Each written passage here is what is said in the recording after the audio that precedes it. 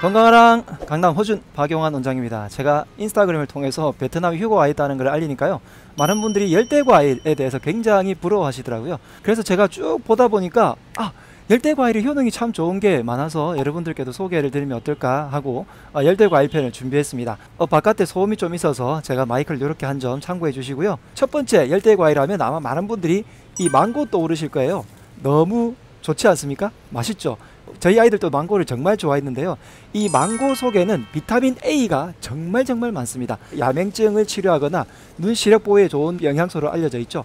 그런데 비타민 A만 먹으면 간을 해칠 수도 있는데요, 과일 속에 들어있는 비타민 A들은 비타민 A의 전구체이기 때문에 여러분들이 얼마든지 드셔도 간에 전혀 무리가 없습니다. 그래서 망고 속에 있는 비타민 A 꼭 기억하시고요. 그 다음에 망고 속에는 페놀계 화합물인 항산화제가 너무 많아서 항산화제, 항염, 항암제로 많이 연구가 되고도 있습니다. 그리고 망고 잎은 당뇨에도 쓰고요, 망고 씨는 요도염이라든지 설사를 할 때 지사제로 쓰는 효능도 있고요. 저는 개인적으로 망고의 껍질 부분을 굉장히 많이 선호를 하는데요, 망고 껍질 혹시 드셔보셨습니까? 망고 껍질을 먹게 되면 그 속에 있는 섬유질이 몸속에서 어마어마하게 작용을 해요. 그래서 혹시 변비가 있으신 분들은 망고 껍질을 살짝 익혀가지고 그렇게 드셔보시길 권해드립니다. 망고 하나를 전부 다 드시게 되면 다음날 어마어마한 문제가 생길 수 있으니까 적당한 4분의 1 정도를 먼저 드셔보시면 다음날 변 상태가 완전히 달라지는 걸 느낄 수 있을 거예요. 이 망고 껍질에 있는 식이섬유가 굉장히 탄탄하기 때문에 처음에는 초록색의 망고가 약간 연초록이 돼가지고 반점이 살짝 생길 때가 맛있다고 하고요, 한국에 들어올 때는 초록색인 게 들어와가지고 후숙이 안 된 같은 경우에 신문지를 싸서 2-3일 정도 있으면 후숙이 되어서 굉장히 맛있다고 하니까 참고하세요. 두 번째 소개해드릴 열대과일은 망고스틴인데요, 자주색의 껍질이 굉장히 매력적이죠. 그런데 반전 매력이 있습니다. 이 자주색의 껍질 속을 까보면요, 이렇게 하얀색의 속살의 과육이 나옵니다. 이 과육이요, 정말 달고 맛있는데요, 정말 당도가 높아요. 이 단맛 속에 숨겨진 소염작용이 굉장히 좋아서 우리 몸에 있는 염증들을 잘 치료해주고, 특히 구내염이라든지 방광염이라든지 이런 염증들에 있을 때 망고스틴이 굉장히 큰 효과를 나타내는데, 망고스틴 안에 들어있는 영양소의 이름이 뭐냐면 크산톤이라는 영양소예요.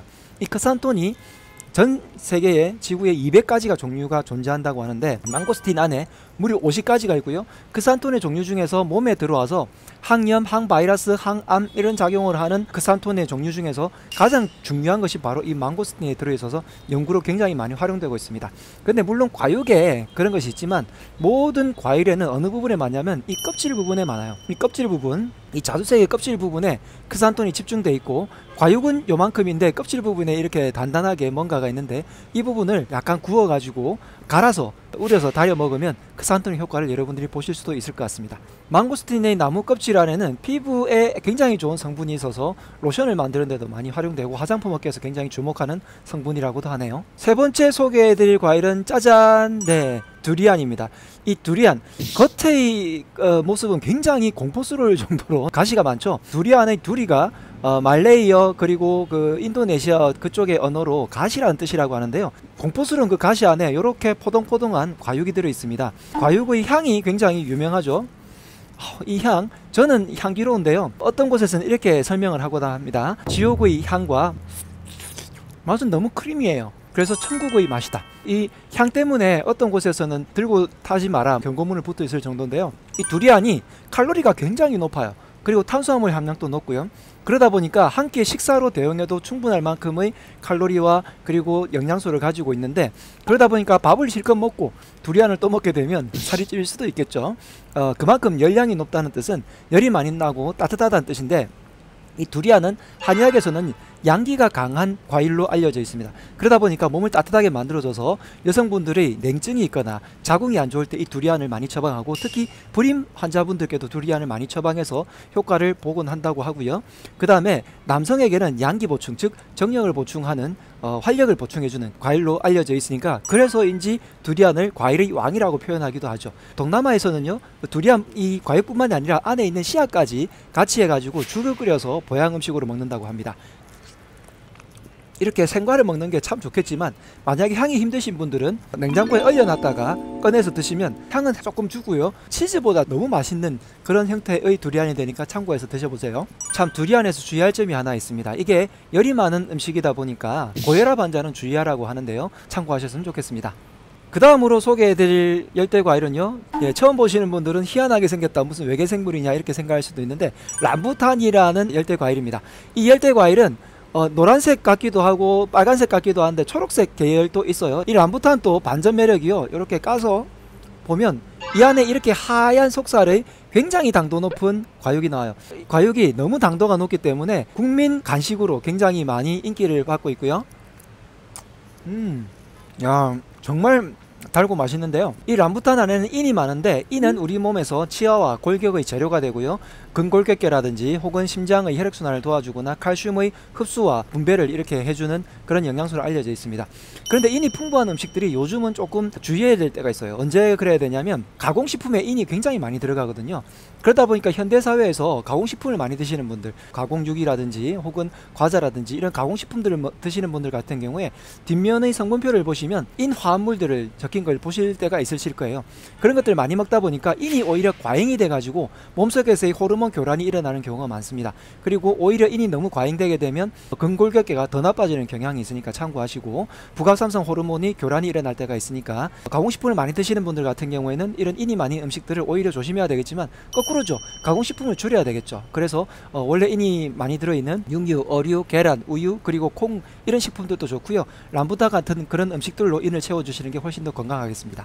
다음으로는 파파야입니다. 이 파파야가 정말 단백질 분해하는데 효능이 뛰어나다고 하죠. 그래서 파파야와 함께 고기를 넣어두면요, 고기가 그 다음날 흐물흐물해진다고 할 정도로 단백질 분해 요소가 많아서 아마 다이어트 효소로 많이 파파야가 들어간 것을 보실 수 있을 거예요. 원래는 멕시코 같은 그런 남아메리카, 중앙아메리카 정도에서 유래했다고 하는데, 지금은 대만에서 품종을 잘 개량을 해서 만든 게 지금의 파파야라고 하고요. 이 안에는 수분이 어마어마하게 많습니다. 대부분의 과일들이 수분이 70-80%인데 파파야 같은 경우는 90%가 넘어서 거의 수박과 같은 수분 함량을 가지고 있고, 수분이 많으니까 이뇨작용이 강하겠죠. 그래서 방광염이라든지 여러가지 염증이 있을 때도 이 파파야를 많이 쓰고요. 자궁을 수축하거나 자궁에 영향을 많이 주기 때문에 생리불순이나 냉증이 있거나 이러신 분들은 파파야가 많이 도움이 된다 그러고요. 단 임신하신 분들께는 파파야 중에서 덜 익은 파파야는 안 드실 수 있도록 주의를 하라고 합니다. 그리고 이 파파야가 갈아서 피부에 바르면 피부에도 굉장히 좋다고 하는데요, 그냥 저는 먹어보도록 할게요. 특히 동남아 오셔가지고 고기 많이 드시는 분들은 파파야 꼭 드셔주시기 바랍니다. 마지막으로 소개해드릴 과일은 바로 이겁니다. 용안이라고 부르는데요, 각 나라마다 조금씩 이름이 다르더라고요. 저는 한약재명으로 용안6이라고 하는데, 이렇게 노란 것 안에 하얀 속살이 나오죠. 그런데 이게 나중에 익게 되면요, 검은색으로 변해요. 그 검은색을 한약재로 쓰는데, 요게 국민 간식으로 불릴 정도로 그냥 집안에 이렇게 둘러앉아서 용안6을 이렇게 까먹기도 합니다. 정말 맛도 좋고 단데요, 열대과일들 대부분이 다 있죠. 왜 그러냐면 이 더운 무더운 곳에 단맛이 좀 들어와야지 사람의 기운이 나고요, 그 다음에 적절한 미네랄들이 같이 이렇게 들어오는 열대과일이 들어와야 기운이 나기 때문에 아마 이렇게 푹푹 찌른 곳에서 힘이 나라고 열대과일이 이렇게 만들어진 것 같습니다. 이 용안육은 두 가지의 효능을 기억하시면 좋을 것 같아요. 심을 안정시킨다, 즉 진정, 그리고 마음을 안정시키는 그런 효능이 있어서 불면증이 있거나 하시는 분들은 숙면에 굉장히 좋고요. 그 다음에 불안증이나 이러신 분들은 안정을 시켜주고, 건망증 분들에게 도움이 되어서 집중력을 높여주고요. 그 다음에 한방에서는 청명탕의 재료로 쓰이기도 할 정도로 뇌의 집중력에 굉장히 도움이 많이 됩니다. 두 번째로 기억하실 것은 철분이에요. 철분이 많다고 알려진 포도 같은 경우에 이 용안육이 20배나 철분이 함량이 많습니다. 그래서 빈혈이 있는 분들 굉장히 도움이 되니까 참고하시고요. 이렇게 영양소를 적절하게 보충하는 효능이 있다 보니까 임신을 하거나 산후조리할 때 많이 권한다고 합니다. 이 기후에 맞게끔 하는 과일들이 굉장히 많이 발달되어 있는데, 한국에서의 과일들이 안타까운 게 당도를 굉장히 많이 높여놔서 인위적인 단맛을 내는 데 비해서 동남아의 과일들은 원래가 달잖아요. 그럴 만한 이유가 있는 거죠. 한국의 날씨도 요즘 동남아처럼 굉장히 너무 습하고 무더워져서 조금 힘든데요, 그럴 때 이런 열대 과일들도 적당하게 잘 먹어서 내 몸을 보호하면 어떨까 하고, 여러분들이 동남아로 여행을 많이 오실 텐데 이때 이제 보이는 열대 과일들을 이렇게 잘 알고 드시면 훨씬 더 귀하고 맛있고, 그래서 건강하게 챙겨 드실 수 있을 것 같습니다. 다음에 동남아 여행을 오시면 보이는 게 좀 달라지시겠죠? 여러분들이 맛있게 건강하시면 좋겠습니다. 지금까지 강남 호준 박영원 원장이었습니다. 건강하랑!